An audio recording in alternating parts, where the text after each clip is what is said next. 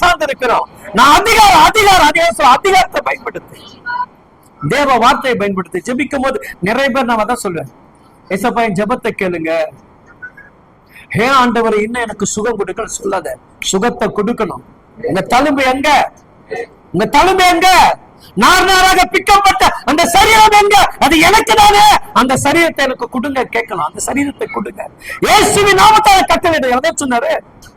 அழகா பேதுரு ஒரு வார்த்தை சொல்லுவாங்க, 9ஆம் அதிகாரமா 10ஆம் அதிகாரம். முடங்கி போயிட்டா, ஐயோ இவனுக்கு சுகம் கிடைக்கல, இவனுக்கு விடுதலை கிடைக்கல சொல்லிட்டு அங்க தன்னுடைய பாரத்தை வெளிப்படுத்தக்கூடிய தேவ மனிதனாக அதை தாண்டி செய்தாங்க. அதேலையா நீ என்ன பண்ண? படுக்கை விட்டு எழுந்துரு, ஆண்டவரே நான் கண்ணீர் வடிக்கிற கதறுகிற இந்த மகனை 8 வருஷமாக ஒரு பிசாசு கட்டப்பட்டிருக்கு, அதை விடுதலை கொண்டு சொல்ல. அவனு சொல்றாங்க, இயேசு கிறிஸ்து உன்னை பகவ பாத்திமா தைரியம் சொல்லுங்க. ஒருத்தர் கூட நமக்காக ஜெபிக்க சொன்னா எப்படி ஜெபிப்போம்? அவங்க ரொம்ப கஷ்டப்படுறாங்க. இயேசுவின் நாமத்தில் சொல்லுகிறேன், ஆண்டவரே என் கஷ்டத்தை தீர்க்கிற தேவன் நீங்க, உங்களுடைய நாமத்தினால் அவங்க கஷ்டங்கள் தீர்க்கப்படும் என்கிற நம்பிக்கை உண்டு. இந்த வார்த்தை இன்னொரு இடத்துல நீங்க பாத்தீங்கன்னா சொல்லுவாங்க, படுத்த படுக்கையில இருக்கிறவர்களே, வாழ்க்கையில முன்னேற முடியாதபடி முடங்கி இருக்கிறவர்களே, 40 வருஷமாக முடங்கி ஒரு தேவாலயத்தை அமர்ந்த மனுஷன் கிட்ட போயிட்டு, அப்பா உனக்கு எப்படி வந்துச்சு, உங்க அம்மா எப்படி பெத்தெடுத்தாங்க, நீ எப்படி தவறு வந்த, அதெல்லாம் கதை கேட்கறாங்க. என்ன கேட்கல?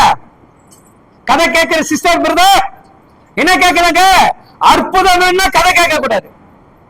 எதை கேட்க கூடாது? உன் வாழ்க்கையை விடுதலை எதை கேட்க கூடாது? மத்தவனுடைய குறைய கேட்க கூடாது. அதான் சொல்ல, நீ குறைய கேட்டா நீ மட்டும் தோப்பதில்ல, குறைய சொல்லக்கூடிய தோத்து போறான். அல்லேலூயா. கிறிஸ்துடைய வாழ்க்கையில முன்னேற்றம் எங்க தடைபடுகிறது? 40 வருஷம் உட்கார்ந்து கிடக்கிறான்.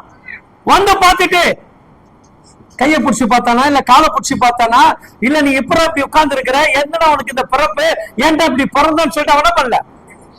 என்ன சொல்றான்? ஒன்னே ஒண்ணு நான் உனக்கு தர, உனக்கு விசுவாசத்தை பெற்றுக்கொள்.